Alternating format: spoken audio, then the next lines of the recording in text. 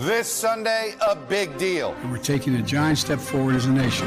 Joe Manchin and Democrats finally agree on a bill to spend billions on climate, energy, healthcare, and to cut the deficit. I've never been in reverse in my lifetime, and I never walked away. It's a political win, but do Democrats have the votes they need? We'll be talking, and hopefully we'll have 50 votes. I'll talk to the man at the center of it all, Senator Joe Manchin of West Virginia. Plus, Senate Republicans block a bill they formerly supported to help veterans exposed to toxic burn pits. I'm used to the lies. I'm used to the hypocrisy, but I'm not used to the cruelty. Democrats say Republicans switched their votes because they were angry about the Manchin deal. I'll talk to veterans advocate and comedian Jon Stewart on the politics of helping vets. Also, those catastrophic floods in Kentucky. Never in my life we've seen it come up that fast. Dozens dead, thousands without power or water in some of the worst flooding in Kentucky's history. Everybody tries to help, but when this comes this fast, this ain't nothing you can do. We'll get the latest from Kentucky's Governor, Andy Beshear. Joining me for insight and analysis are NBC News Chief White House Correspondent Kristen Welker, former Republican Congressman Carlos Curbelo, Democratic strategist Adrienne Elrod, and White House Bureau Chief for Politico, Jonathan Lemire. Welcome to Sunday. It's Meet the Press. From NBC News in Washington, the longest-running show in television history, this is Meet the Press with Chuck Todd. Good Sunday morning. We're going to get to all the politics, my interviews with Joe Manchin and Jon Stewart, all of that in just a moment. But we need to begin with this historic flooding in eastern Kentucky. It's the worst flooding there in decades. It's left dozens dead. 4 children from one family are dead. Officials expect the number to rise in the days ahead. As of yesterday, some 1,300 people had been rescued by air or boat. 14 counties have been declared disaster areas, and tens of thousands of homes are either without power, running water, or both. And sadly, more rain is in the forecast. Now, climate experts say global warming has not increased the number of floods, but what it has increased is their severity due to more powerful rainstorms. This is extreme weather in action. I'm joined now by Kentucky's Governor Andy Beshear. Governor Beshear, sadly, this is not the first time I've had you lead off our show due to natural disasters in your state. First, give me an update. You have expressed fear this death toll is going to rise. What is the status this morning? It's tough. This is one of the most devastating, deadly floods that we have seen in our history. It wiped out areas where people didn't have that much to begin with. And at a time that we're trying to dig out, it's raining. I'm about 2 hours from the first hard-hit county, and it is really raining, and it's going to continue to rain throughout today. Our death toll right now is at 26, but I know of several additional bodies, and we know it's going to grow. With the level of water, we're going to be finding bodies for weeks. Many of them swept hundreds of yards, maybe quarter-mile plus from where they were lost. Thus far, just those 4 children. I feared that we'll find at least a couple more as well. Water, a big problem with some of these areas, power, and even when we get over the rain, it's going to be really hot in this next week. So we are still in an emergency phase. Even as we work towards what it's going to take to get people stable, we got our first travel trailers to help shelter people, as well as opening up our state parks. Have been seeing some real progress on that, so at least one good sign. Do you have a sense of how many people are missing? And because you obviously fear this death toll, I mean, is there a sense that you have your arms around that? You know, it's really hard when the answer is probably no. Cell phone service still incredibly spotty, and in some of these hollers, think gullies, we don't have a firm count of how many people were there to begin with, how many people were visiting. We have multiple Kentucky State Police posts that are taking calls from loved ones that can't connect with those that they are worried about. But it's going to take some time to get a firm grasp on that. We still can't get into some areas to check on people. We're doubling our National Guard. We're going to work to go door to door, work to find, again, as many people as we can. We're even going to work through the rain, but the weather is complicating it. Anything you're not getting from the federal government that you're still asking for? The federal government has been responsive. The FEMA administrator was there on day 2 on the ground. The president called and said, whatever you need. I said, Mr. President, we need individual assistance whereby people can apply directly to FEMA. He got that done in about 3 days. I haven't seen that before, and I'm grateful for it. Definitely cut through a lot of red tape there. Look, you said you don't know why Kentucky's been hit more than others. Obviously, these extreme weather instances are becoming more frequent. You had tornadoes in December, right? We don't usually see that in December. This flooding is worse than we've ever seen. What about long term? What do you need for mitigation, for adaptation? Because it's pretty clear these extreme storms are not going to end soon. Well, we have to build back stronger. We've got to make sure that our roads, our bridges, our culverts, our flood walls can withstand greater intensity. A lot of this has to do as well with water and wastewater systems that get overwhelmed. You know, rural water is already such a tough issue. The infrastructure is so expensive. I will say that both ARPA and the bipartisan infrastructure bill are a good start. They're helping us do things before this that we haven't been able to do before. But if we truly want to be more resilient, it is going to take a major federal investment as well as here in the state. We're ready to do our part. Governor Beshear, I know it's never easy to deal with situations like this. We're all thinking about you, and we hope this ends soon. Thank you. If you want to be helpful here to the Kentucky flood victims, the governor's office suggests contributing to the Team Eastern Kentucky Flood Relief Fund. I know that's a big URL there. You can find that web address on the Meet the Press Twitter and Facebook pages. Let's turn now to politics. Senator Joe Manchin breathed some new life into the Democrats' reconciliation bill and into Joe Biden's presidency when he agreed to hundreds of billions to fund climate programs and bring down the cost of health care.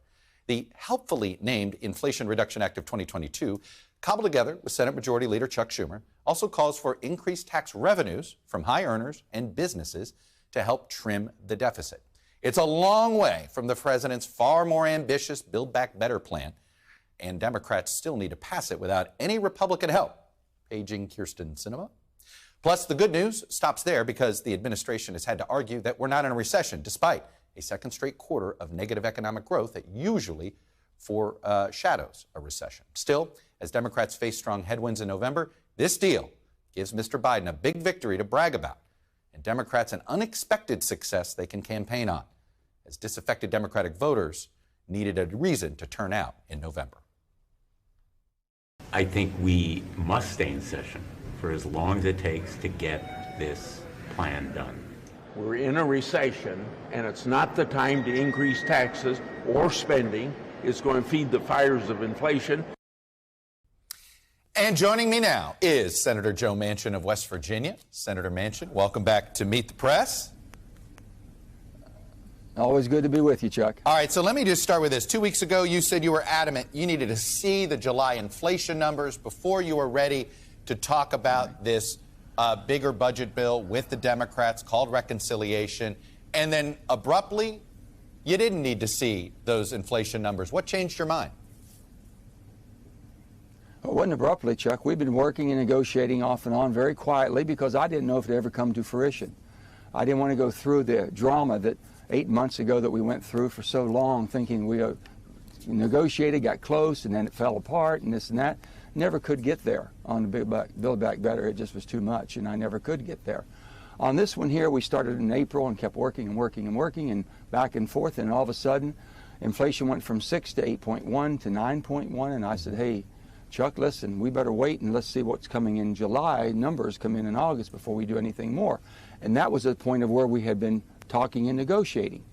And that's when Chuck got upset with me, and I understand that. And he says, oh, here we go again and everything. I said, no, Chuck. I said, I'm just being very cautious. I'm not going to be responsible for inflaming the inflation rates. I'm just not going to do it. So then we got a hot weekend. We all cooled off a little bit and talked on Monday. And I said, Chuck, I've never walked away. We're still working on it. And he says, well, okay, let's do it. And I said, well, let's start talking. So to Chuck's credit, our staffs kept talking. We didn't know if we were going to get there or not. Yeah. But the bottom line was we reduced it and scrubbed it clear down to 739. Nothing inflammatory in that piece of legislation.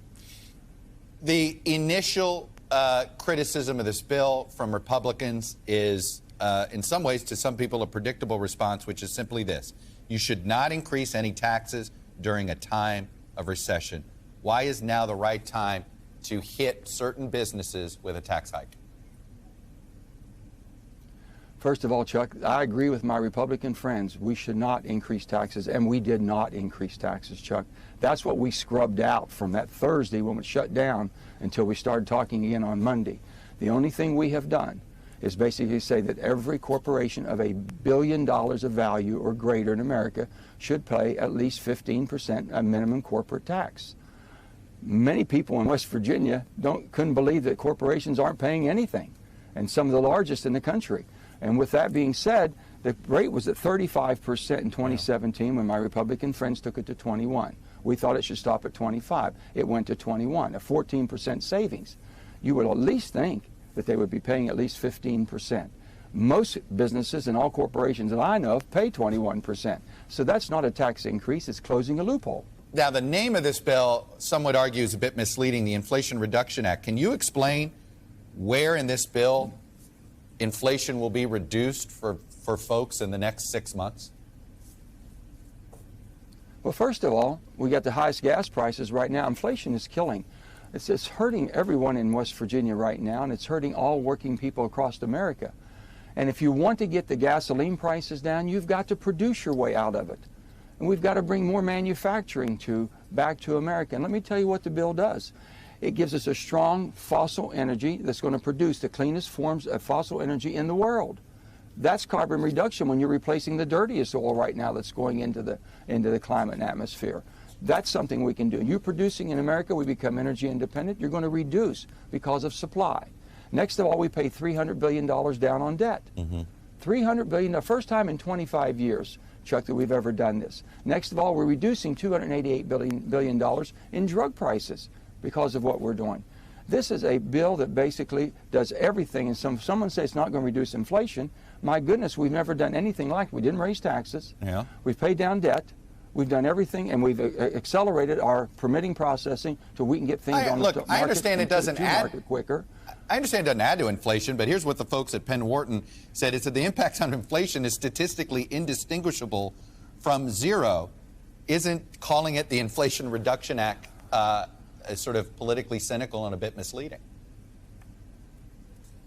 Not at all. If you're producing more and have more demand, more supply, and that supply drives basically satisfies demand, and then the prices come down because there's more people shopping for the products, that's capitalism. Yeah. That's who we are. We haven't done that. If we're able to bring things to market quicker, they're not looking at the long game at all. But you know, yeah. Chuck, you talk to different economists, they all have a different opinion. They told me the 17 Nobel laureates were saying that it was going to be transition. And you know what? It wasn't transitory, it was permanent. We have a serious problem in inflation, and we've got to defeat it. Are you convinced that Senator Sinema is going to support this bill? Or if she ends up changing some parts of the tax structure because she votes with Republicans, would that impact your support of this reconciliation package?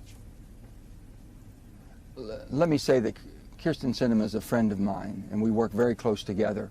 She has a tremendous input in this piece of legislation. This is things that everyone has worked on over the last 8 months or more.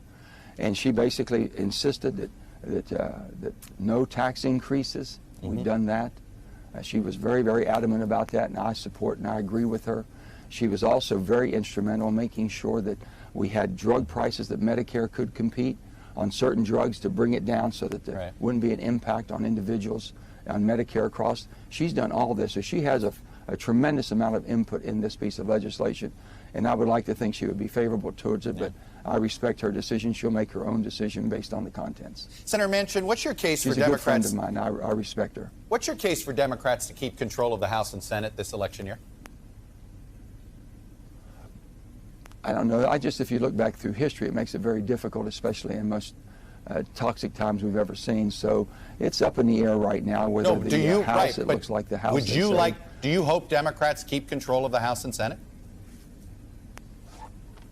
I think people are sick and tired of politics, Chuck. I really do. I think they're sick and tired of Democrats and Republicans fighting and feuding and holding pieces of legislation hostage because they didn't get what they wanted or something, or someone might get credit for something. Why don't we start doing something for our country? Why don't we just say, this is good for America? I've always said the best politics is good government. Do something good, Chuck. But I'm not going to predict what's going to happen. I'm not asking you to predict. I just want to make sure we do something good. And this is... What result do you want? Do you want the Democrats to keep control of the United States Senate and the House of Representatives? Oh, I love... you know, I'm not making those choices or decisions on that. I'm going to work with whatever I have. I've always said that. I think the Democrats have great candidates that are running. They're good people I've worked with. And I have a tremendous amount of respect and friendship with my Republican colleagues. So I can work on either side very easily. So you don't care the outcome? Have a problem. You don't care about the outcome this year of the election? Well, whatever the voters choose. I can't decide what's going to happen in Kansas or California or Texas. I really can't. I've always taken the approach, whoever you send me, that's your representative, and I respect them. And I respect the state for the people they send, and I give it my best to work with them to do the best for my country. I don't play the politics that way. I don't like it that way. That's not who I am. There was a new third party organized and announced just last week. A centrist third party, Christine Todd Whitman, Andrew Yang, David Jolly. Is that something that seemed appealing to you? Based on the answers you just gave me, I'm starting to wonder. Well, I'm starting to wonder when we're going to start worrying about our country more than we do about our political parties. That's what scares me. I think that we all have to come back to what our purpose of being in Washington for and who we're really working for. We're not working for any party. We're not working for any political idealism. We're working for basically right now a very challenging world that we're in. We've got what's going on in Europe right now, geopolitical unrest, and now we have threats from China to Taiwan and all this going on. And here we are bickering over political outcomes and who's going to be in charge of what. Right now, let's take care. The American people are hurting. Inflation, Chuck, is killing them. It is killing them. Okay? Senator let's Joe make Manchin, sure we take care of that. The Democratic elected senator from West Virginia. Senator, always good to have you on. Thank you, sir. Thanks, Chuck. It's always good to be with you. When we come back, I'm going to talk to veterans advocate and comedian Jon Stewart about why he's so angry that there's even a fight over health care funding for veterans exposed to toxic burn pits. Stay with us. Welcome back. 1 month ago, 84 senators voted for a bill to aid veterans who were exposed to toxins like Agent Orange or in burn pits in Iraq and Afghanistan. But this past week, 25 Republicans who had voted yes on that bill switched their votes and blocked the bill from passage. Why? Republicans claim the issue is how the bill is being funded. It's a budgetary gimmick that has the intent of making it possible to have a huge explosion in unrelated spending. This is not what this bill was about. We can fix it. We can do it immediately. But Democrats suggest another reason, that Republicans were simply retaliating over the surprise announcement of the Manchin-Schumer deal on climate and health care. And among those most outraged by the switch was comedian and veterans advocate Jon Stewart. And Jon Stewart, who hosts The Problem with Jon Stewart on Apple TV, joins me now. Mr. Stewart, welcome to Meet the Press. Thanks very much, Chuck. Appreciate it. Look, let me start. You were so blindsided by this. I believe, correct me if I'm wrong, you were organizing essentially a thank you press conference. This is what we needed to explain why this bill was so important. And all of a sudden this happened. Walk me through that shock and tell me whether you feel any better about this bill being passed today. Well, it was devastating. I mean, the bill passed the House in March. 256 to 174, right? Got sent to the Senate. There were some changes that needed to be made. There were some legitimate concerns about implementation, how the VA could handle the new influx of patients, the specialized care they need. So the Senate Veterans Affairs Committee went to work on the bill, and they improved it. They cut about $40 billion of spending out of it. They made it more accountable. They made it more direct. Then it went to the Senate floor, passed out of the Senate Veterans Affairs Committee unanimously. Senators Tester and Moran, Democrat and Republican, put it all together. It came out unanimously, and in June, it went to the floor of the Senate, and it passed 84 to 14, which in this Senate, I mean, you can't get this Senate to pass the ice cream is delicious law, 84 to 14. I mean, it was a landslide. There was a technical issue in it, so it had to go back to the House. One sentence So nothing was added, no gimmick was put in, nothing was changed. When it came back to the Senate to what we thought was just a procedural vote, then they shot it down. But nothing had changed in the bill from the one that they had passed 84-14 in June. And so none of us understood it. And I asked Senator Cruz why, what had been inserted into the bill, what gimmick, what budgetary flip had they inserted in there that caused you to change your vote from yes on June 16th to no in July. And do you know what he said, Chuck? Well, go ahead. I was going to play his clip for you, but you beat me to it, so tell me. He didn't say anything. Right. He can't point to anything specific that was changed. They've all just got this mumbo jumbo about a budgetary gimmick, but nothing changed. Yeah. This isn't my opinion. Yeah. It's on Congress.gov. The text of the bill they voted for June 14th is the same bill. Well, let me get you to react to him. Here is what Ted Cruz said, directing it to you. As the Democrats played a budgetary trick, which is they took $400 billion in discretionary spending and they shifted it to mandatory. The reason they did that is they want to spend $400 billion more discretionary funds on completely unrelated matters. And so it's just part of the out-of-control spending from the left. And before I get you to respond, I mean, the unrelated matters is just not true. This money, even when you create the bigger pool, still only can be spent on veterans. But anyway, go ahead. That's correct. Yes. Well, the difference between mandatory and discretionary is that's just a word salad that he's spewing into his coffee cup on his way to God knows where. As veterans sit in Washington, D.C. in the sweltering heat, demanding that they pass this legislation that they've been fighting for 15 years. Look, anybody can say anything. You know, we could say Elvis Presley is still alive, but at some point we all have to live in reality. And what he is saying is just factually incorrect. Yeah. The bill that Ted Cruz voted yes on had the exact same funding provisions as the bill he voted no on. It's the exact same bill. None of this makes any sense. Have you spoken? And the trick that was, yeah. Have you spoken to any other of the Republican senators? I mean, was it really due to their being upset about the Manchin deal? Oh, I mean, honestly, I have no idea. I'm not up there. I'm only, I'm watching it from the outside. So I don't know why they did it, but I do know this. The explanations that they've given thus far are scattershot. They're all over the place and none of them make any sense. The thing that people have to realize is the bill that came out of the Senate wasn't a Democrat funding gimmick.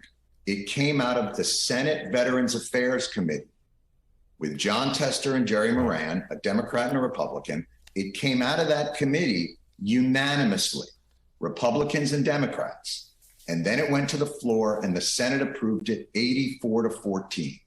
There's been no funding change since then. There's been no gimmick inserted by anybody.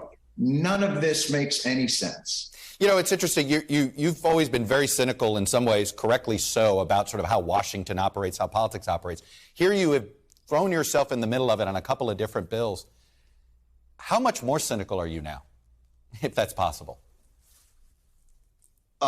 It's a pretty difficult place to see how it works because they're so insulated and isolated from the real people whose lives are affected by these various provisions. Look, you know, a government by the people, of the people, yes. But the clause they always seem to forget is for the people, for them. And these are real people. I've been with them for 4 years fighting through this. I've seen them through their defeats and their victories. But here's the other thing, Chuck. I've seen them die. We've had veterans who were advocates alongside us, Sergeant Wesley Blatt, Captain Kate Hendricks Thomas, who died while fighting for this bill, sick, utterly incapacitated by the injustices and the illnesses that they've been dealing with. Yeah. And yet they decided to spend this last precious times of their lives fighting so that the other men and women that they were brothers and sisters with in the military never have to go through this. And so the outrageousness of their inability to see the human toll that their parliamentary, and I'm trying desperately not to curse. I hear you. I appreciate that. I'm on a respectable network, I believe. This is Now, probably the FCC does have a little nationally televised. So Yeah. I'm desperately trying not to curse. But the injustice that is being done is so outrageous, and the reasons for it so utterly unrelated to any of the funding or any of the other things. You know what this is, Chuck? They basically said to veterans on June 16th, the 15-year fight that you never should have had to go through to get the health care and benefits that you earned from your sacrifice and service in the defense of this country, here it is. And then a month later, they went, April Fools. It's cruel. You have shamed them, I think, to the point they seem to be backtracking. Do you have some optimism that this bill will pass on Tuesday? I mean, I don't have a sense of that. I don't know. I do know this. Rosie Torres of Burn Pits 360, Tim Jensen of Grunt Style, they are camping out on the Capitol steps until this goes through. And I will join them, and we will do our best to make sure that justice is done and that these veterans get not an entitlement, but what they've earned, and that this country has to live up to. These veterans lived up to the oath they made to this country, and our country has to do the same. It's the one issue we all thought was above politics, supporting our veterans when it comes to health care. Jon Stewart, who's been a big advocate on this front, appreciate you coming on and sharing your perspective with us, sir. Thanks so much, Chuck, for putting this out there. And thank you for not cursing. That I appreciate. When we come back, Democrats in array apparently drop the disarray. Panel is next. Welcome back. Panel is here. NBC News Chief White House Correspondent Kristen Welker, Politico's White House Bureau Chief Jonathan Lemire, author of the just-released book, The Big Lie, also Mr. Way Too Early, former Republican Congressman Carlos Curbelo, and Democratic strategist Adrienne Elrod. Welcome to all of you. A lot to get to. Let's get to unpacking Joe Manchin. Kristen, you have some news this morning from the other senator who is the star of Waiting for Godot sometimes, and that is Kyrsten Sinema. What do you got? That's right. Well, all eyes are on Kyrsten Sinema. She and her team said that they were going to review the bill over the weekend. I've been talking to a source who's close to the senator, though, who points to the fact that this new reconciliation bill includes the carry interest provision that she has long said that she opposes. Now, Manchin's team says, tough, they're not taking it out. But this could be where battle lines get drawn. The question is, though, Chuck, is there just too much pressure on Sinema? Does she need to find a way to support this? Does she find compromise in some other area like prescription drugs? That's where you have some Democrats saying, look, they might be able to move a little bit and give her a win. But she wasn't a part of these final rounds of discussions, and that could create a last-minute snag here. Jonathan, what do you think? Yeah, it's an extraordinary thing if she were to be the lone vote that sinks a package that has so many Democratic priorities, and they've been trying so long and so hard to get done. We know that the White House largely took a hands-off approach to the deal struck between Manchin and Schumer, though they were in contact with the Senate Majority Leader's team. But interesting to see if Joe Biden wants to step in and try to play the role of the closer, drawing upon his decades of the Senate. But right now, they just suggest they feel like this needs to get done. There's this almost existential need for the Democrats to post this victory, not just because of what it would mean for the Biden presidency, but give them something for November. All right, Adrienne, is this that something? And it didn't seem like Joe Manchin was that interested in seeing Democrats keep power. So what are we supposed to take away from this? Well, first of all, I mean, I think as a longtime Democratic strategist, and I think most people in the White House, too, and most other people in Congress, Democrats, we would like to see Democrats keep control of the House and the Senate. Why do you think Joe Manchin doesn't care? Well, look, there's a reason why he's been reelected multiple times in one of the reddest states in the country. I mean, he's always kind of keeping both sides guessing, and he does a very good job of making both sides relatively happy. But I think he probably would like to keep that chairmanship. So, we'll see what happens. But look, I mean, I think what we need to do is take a step back and look at the fact that President Biden has posted more wins, more legislative victories on the board than a lot of presidents before him. He's already passed 3 major economic packages, of course, with the CHIPS Act this past week. And yes, I think this Inflation Reduction Act is going to get passed. But I think we also need to look at what we've done so far and take those victories into account. And will it matter in November?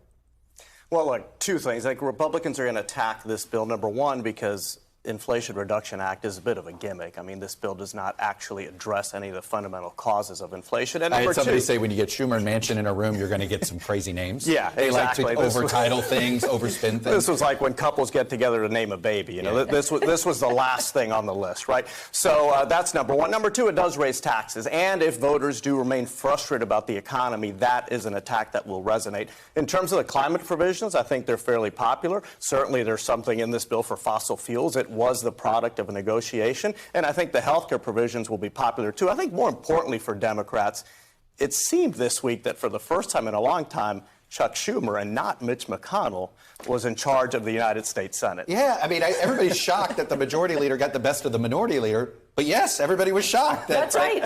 It seems like this is still Mitch McConnell's Senate. Including Mitch McConnell. He Yeah. was outmaneuvered for the first time, and frankly, since anyone can remember covering Washington. But I do think it can't be overstated. This is a significant week for President Biden. There's no doubt about that. And I think the question becomes, how does he keep this momentum going? We know he was eager to get back out on the trail. He had a trip planned to Michigan this week. Now he has a rebound case of COVID. The doctor says he has no symptoms. He is eager to get back out, though, and really to reset his messaging, because as we've been talking about, I think now for months, his messaging hasn't been breaking through on the economy, for example. And I think the big question, Chuck, is really going to come down to one thing. Will prices start to come down? Will this legislation, if it passes, help that to happen? That's the argument the Democrats are making, but they now have something to run on, and they didn't have that 3 days ago. Well, they still got to pass it. That's right. That's right. Yeah, they still have to pass it. And it was a mixed week on the economy, right? There's some encouraging signs, but also some very much not so. And when the White House engaged in some semantic battles over whether the word recession should be applied here or not. And I think that they say that this bill will have some impact, but it's going to be a while. And it's going to take a while. There's only so much the White House or Congress can do to combat inflation. It's about how voters feel. And right now, we know the polling. They don't feel great. They don't feel great about the state of the country. They don't feel great right now about the state of the White House. But Biden and his team believe, and once he recovers from this COVID bounce back, that they think they finally will have a message they can drive forward. You know, Carlos, Republicans seem so rattled that what were they thinking on this toxic burn pit bill? I mean, it does feel like the ultimate in the phrase unforced error. Yeah, that's why I'm telling you this week was just a very different week in the United States Senate. Republicans, I understand, they're talking about some accounting provision, but at the end of the day, they cannot win the messaging war on this issue. They're going to have to capitulate and vote for it. Senator Rubio, who is in a re-election fight, voted for the bill. That's how you know that there's some perceived political peril there. So this was a big mistake, and it just feeds this narrative that Democrats are mounting a bit of a comeback. Adrienne, this is a big fossil fuel bill as well. It gives a lot of the fossil fuel industry. Progressives seem to be willing to eat that crow a little bit, or whatever you want to call it. They seem to be willing to eat it for the other investments. Exactly. You confident that's still going to pass the House? Yeah, I am. I mean, look, it's going to be a challenge. The sausage making is never easy, but it's $369 billion bill, the most historic investments we've ever had in our country when it comes to climate. And activists may not be thrilled with the entire package, but that's part of the deal. And I think holistically you're seeing both progressives and moderates coming together and saying we need to get something done. All right, I want to pivot. We got primaries this Tuesday, and it means Donald Trump, which also means we're going to bring up your book, Jonathan, because it all sort of seems to go together. Because the initial, you call it the big lie, throughout this thing, and you talk about it, it started so early. Initial false claims, subsequent embellishment, incessant repetition, clear signs that he knows the truth but chooses to keep telling the lie, all enabled by aides, either unwilling or unable to stop him. And it began in 2015. Yeah, it did. Soon after he became president, and it really became a presidential candidate, and it really accelerated in the middle of summer in 2016, where he, in an otherwise unremarkable rally in October in Ohio, says that he doesn't think the general election is going to be conducted fairly. And the seeds were planted then, and it was amplified by the conservative media, amplified by other Republicans, especially once he took office. And he was willing to tell lies, big or small, to condition them to go along with whatever he said, to use the powers of government leading up to January 6th. And now he's divided the Republican Party. I think Arizona governor might be the greatest example of this split between sort of Trumpists. Let me play both Kari Lake, Karen Robeson, who sort of show you the two wings of this party right now. If we don't get the right person in there, if we don't vote Kari Lake, we're going to get an open borders rhino, or we're going to get an open borders socialist. As governor, I will secure our border. I have a tough 6-point plan that begins by calling our legislators into an emergency session.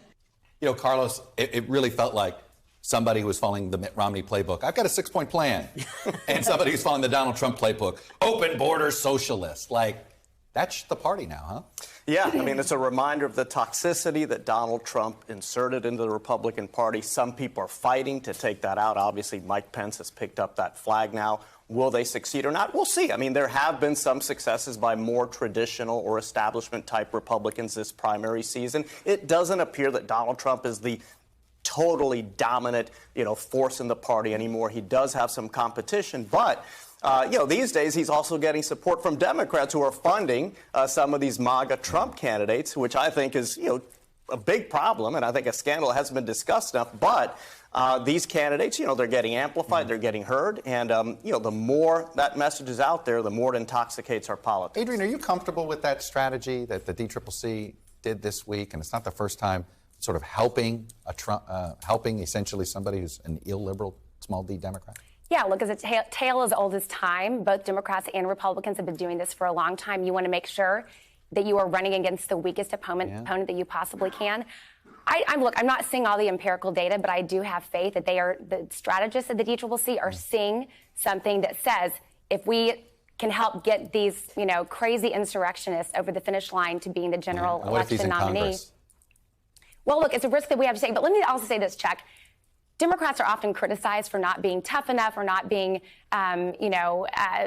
aggressive enough when it comes to strategy. Here's an example of us doing that, and we're getting criticized. But I think the challenge, though, and when I talk to Democrats who are really frustrated and worried about this strategy, they say the problem is twofold. One, the person might actually get into office. And number two, it makes Democrats look hypocritical for saying these people are a threat to the nation's democracy. And Doug Mastriano in Pennsylvania is the perfect example. Someone who Democrats really wanted to win the primary. Now he has in the gubernatorial race. And now he's doing better in the polls, Chuck. And that is making Pennsylvania Democrats very nervous. And it undercuts the work of the January 6th committee in many ways as well, that it puts this suddenly seeming like this is okay. It sort of almost blesses this behavior. And it just goes to show that Trump, though certainly maybe he's been weakened somewhat over this past summer by the committee and other things, he is still the loudest voice in the party. It's still, the big lie is a litmus test, and it is shaping the politics of the Republican Party, and it's not going anywhere. We're going to have this, live with this year and through 24. Well, as I'm going to show, I think the reason why Democrats have a fighting chance, Donald Trump. Doesn't go away, and the Republican Party never got to remake themselves or remodel themselves. You guys are terrific. Thank you. 100 days until the midterms. And on Tuesday, voters in 5 states will be going to the polls to decide some statewide elections coming up. Why the early indicators of who will win in November actually don't indicate much at all this year. Stay with us.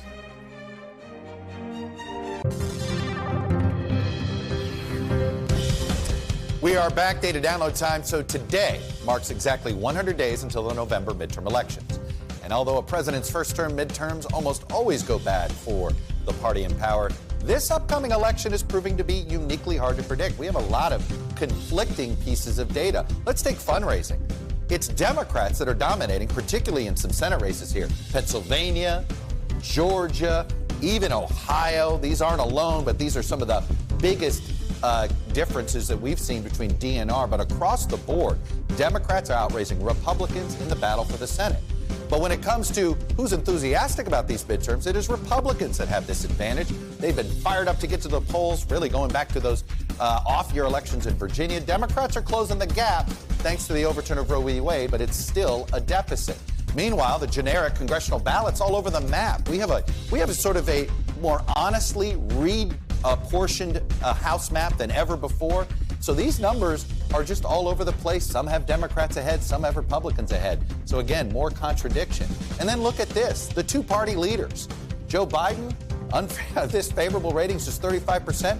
But this is what makes this election cycle unique. The Republican Party has not moved past Donald Trump. He's their party leader, so it could be a referendum on him, and he's not very favorable either.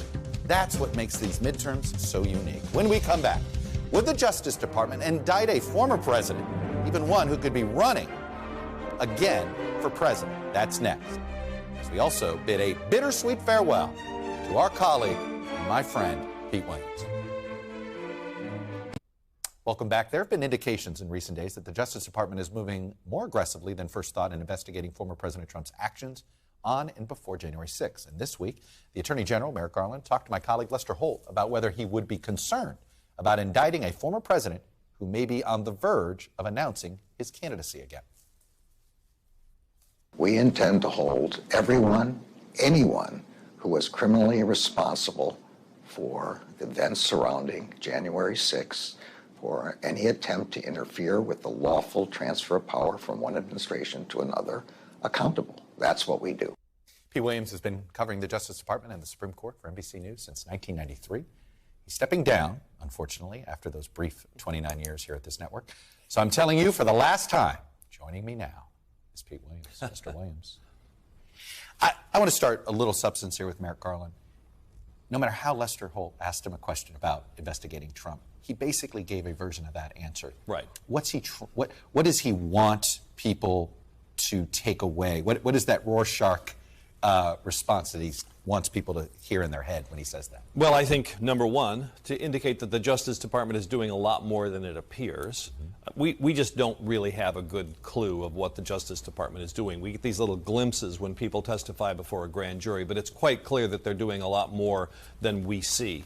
And two, I think they're quite serious, that they don't know where this will end up. Shortly after the Biden administration came into power, I asked a very senior administration official, can't we just assume that if you do get the goods on Donald Trump, you'll just decide that that's a bridge too far, that it would be too divisive for the country? And I was told, no, don't assume that. Anything is on the table. Now, of course, he does say, people who were criminally responsible. And one big question will be, okay, well, then what's the crime? Is it obstructing Congress? Is it dereliction of duty? I mean, that's a difficult thing to say. And I would say one other thing here, Chuck.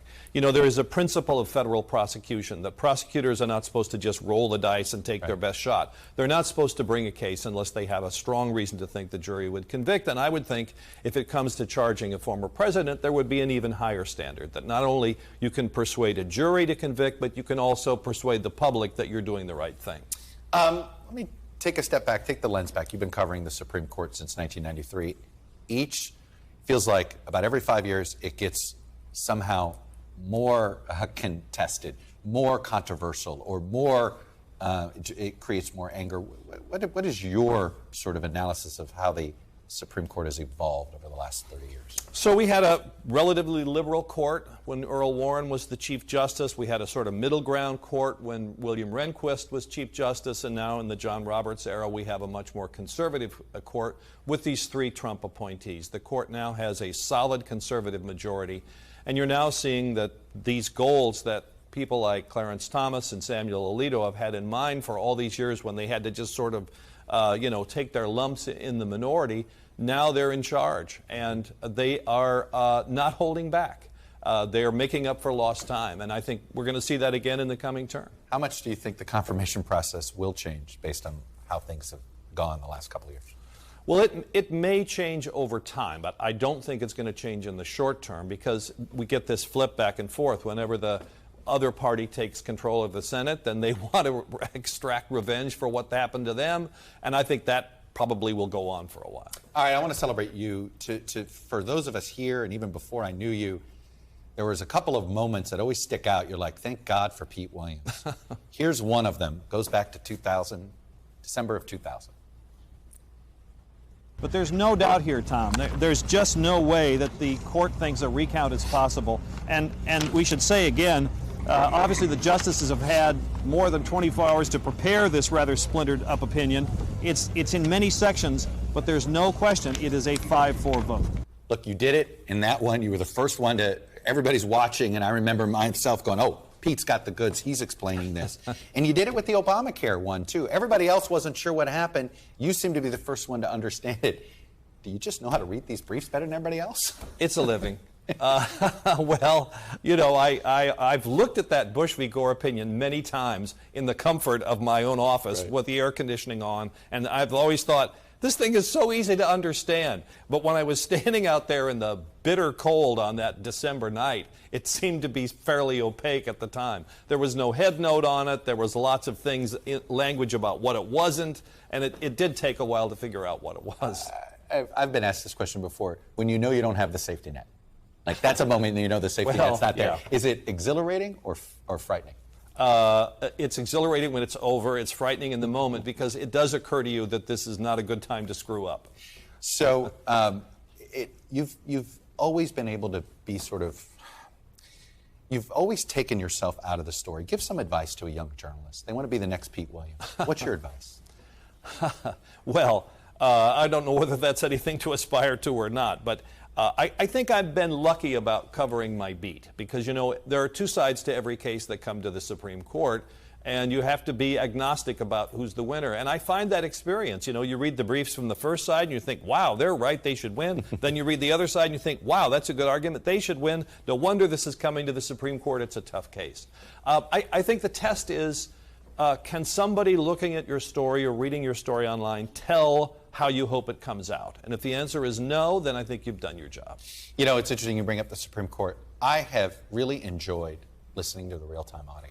Mm-hmm. I am a junkie for this. I wish I went to law school. Okay, I think you've said that before too. Sure. Are they going to take that away from us? Are they going to take this audio away when they decide COVID is no longer an issue?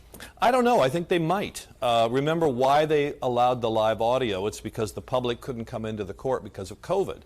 So they thought, well, all right, let's replicate the experience of being in the courtroom. You could hear the live audio if you were there. You can't be there, so they'll do the live audio. And I'm sure there will be some inclination to go back to the program which they used to do, which is release the audio every Friday after all the news value is drained out of it.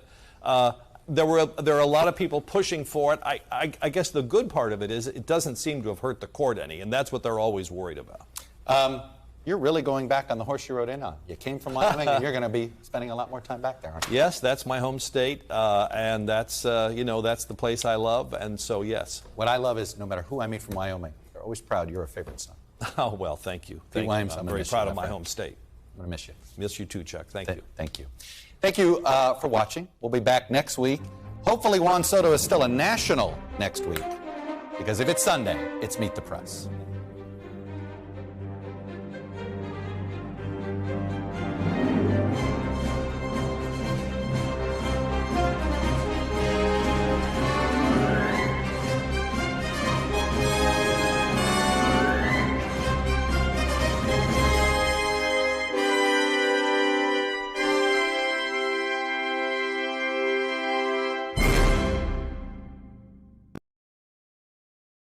Thanks for watching our YouTube channel. Follow today's top stories and breaking news by downloading the NBC News app.